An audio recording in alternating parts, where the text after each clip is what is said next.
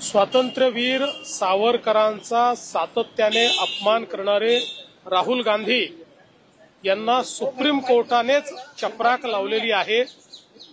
आता रोज संविधान हातामध्ये घेऊन फिरणारे राहुल गांधी सर्वोच्च न्यायालयाचा मान ठेवणार का, हा माझा प्रश्न आहे।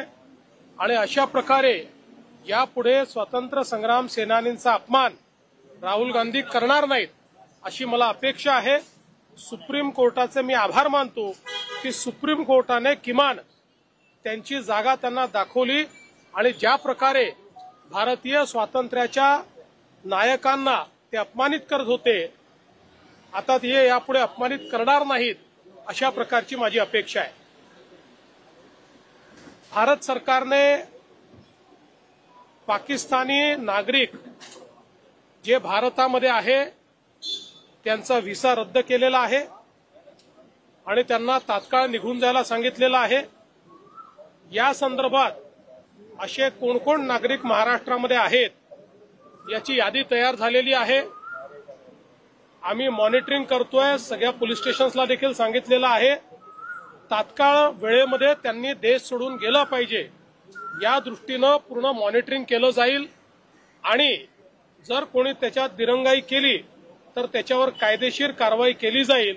कुठल्याही परिस्थितीमध्ये पाकिस्तानी नागरिक व्हिसा कॅन्सल झालेला हा या भारतामध्ये राहणार नाही, या महाराष्ट्रामध्ये राहणार नाही। या संदर्भात पूर्ण काळजी आम्ही घेतो आहोत।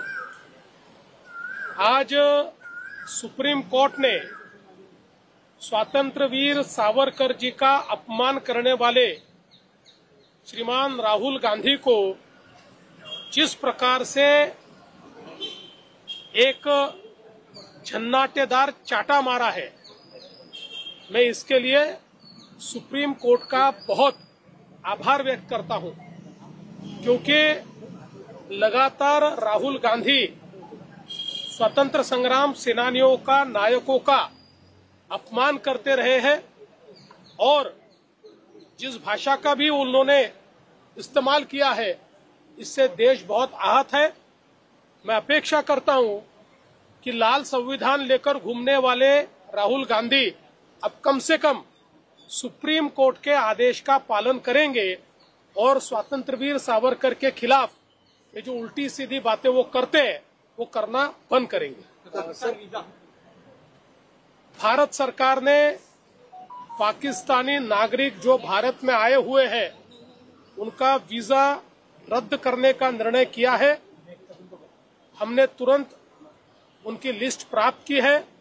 महाराष्ट्र में उनको आइडेंटिफाई किया जा रहा है। पुलिस स्टेशंस को भी इत्तला दी गई है।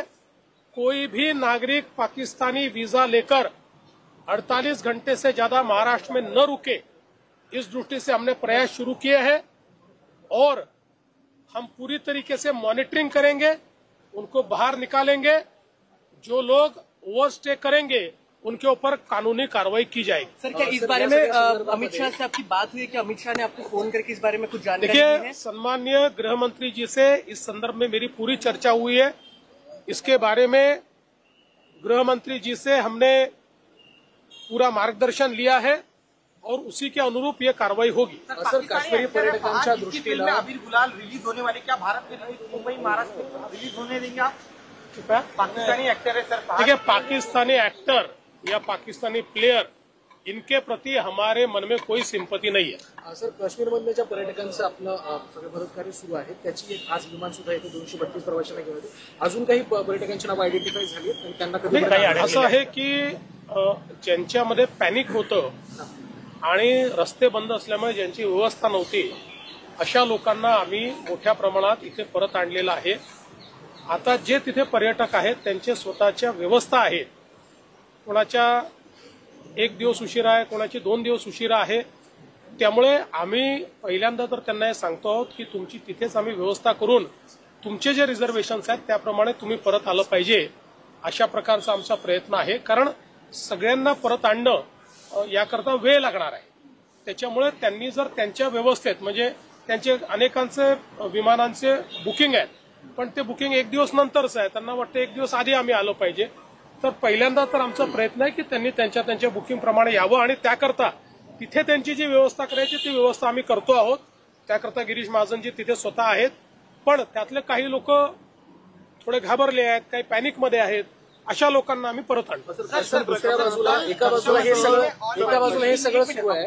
कल रक्षा मंत्री जी ने ऑल पार्टी मीटिंग ली, लेकिन इतने संवेदनशील मुद्दे में भी उबाटा मौजूद नहीं रही, उस पर आप क्या कहेंगे? कि मुझे इस बात का बहुत दुख है कि कम से कम देश के मामलों में इस देश का इतिहास है कि सारी पार्टियां एक रही है.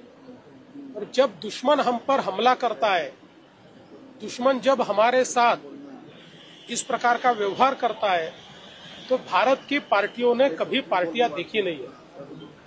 हम लोग उस इतिहास को जानते हैं कि जब अटल बिहारी वाजपेयी जी ने पूर्ण रूप से बांग्लादेश के युद्ध के समय स्वर्गीय श्रीमती इंदिरा जी को समर्थन दिया था, लेकिन आज जिस प्रकार के छोटे मन से और छोटे दिमाग से यहाँ काम हो रहा है, देश की जनता माफ नहीं करेगी. शरद पवारांनी सर्वपक्षीय बैठक बोलवण्यात आली, परंतु उद्धव ठाकरे गट त्याला अनुपस्थित राहिला. काँग्रेस असेल, ओवेसी असतील यांनी समर्थन दिलं, परंतु ठाकरे गटाची कुठेतरी वेगवेगळी मला अतिशय या गोष्टीचं दुःख आहे की या देशाचा इतिहास ते विसरले.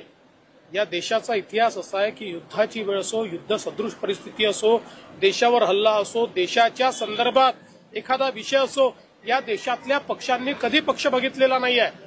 अक्षरशः बांगलादेशच्या युद्धामध्ये ज्या काळामध्ये खूप टोकाची लढाई चालली होती पक्षापक्षांमध्ये, त्याही वेळी श्री अटल बिहारी वाजपेयीजीने, स्वर्गीय श्री अटल बिहारी वाजपेयीजीने स्वर्गीय श्रीमती इंदिराजींना पूर्ण समर्थन दिलं होतं.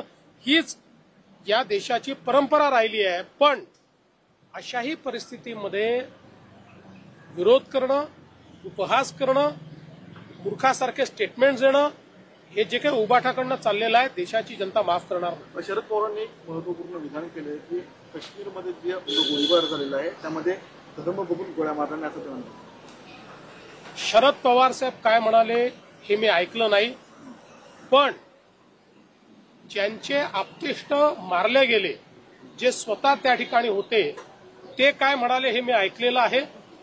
पवार साहेबांचं जर असं मत असेल तर त्यांनीही ते जाऊन ऐकावं. सर एका बाजूला राज्य सरकारकडनं हे सगळं केलं जाते, ही सगळी मदतकार्य राबवलं जाते, विमानं पाठवली जातात, परंतु महायुतीतलेच खासदार आहेत शिवसेनेचे नरेश म्हस्के यांनी असं म्हटलं की जे लोक कधी विमानात बसले नव्हते त्यांना आम्ही परत आणले. कुठेतरी उपहासात्मक टीका केली. मला असं वाटतं की बोलताना कदाचित त्यांची जीभ विसरलेली असेल. अनेक वेळा बोलताना भान उरत नाही, त्यामुळे त्यांचं हे वक्तव्य काही योग्य नाही आहे. त्यांनी असं वक्तव्य करू नये. सर मोदी जी ने कहा है कि जिन्होंने हमला किया उन्हें जमीन में गाड़ देंगे, पूरा देश इंतजार कर रहा है कड़े जवाब का. आप बतौर भारतीय नागरिक, क्योंकि 12 से भी 6 लोग की मौत हुई, आप क्या उम्मीद करें? कि मैंने अक्सर ये देखा है, मोदी जी जो बोलते हैं वो करते हैं. इससे पहले भी जब जब भारत पर इस प्रकार से हमला करने का प्रयास हुआ, मोदी जी ने करारा जवाब दिया है और वो करारा जवाब मोदी जी देंगे.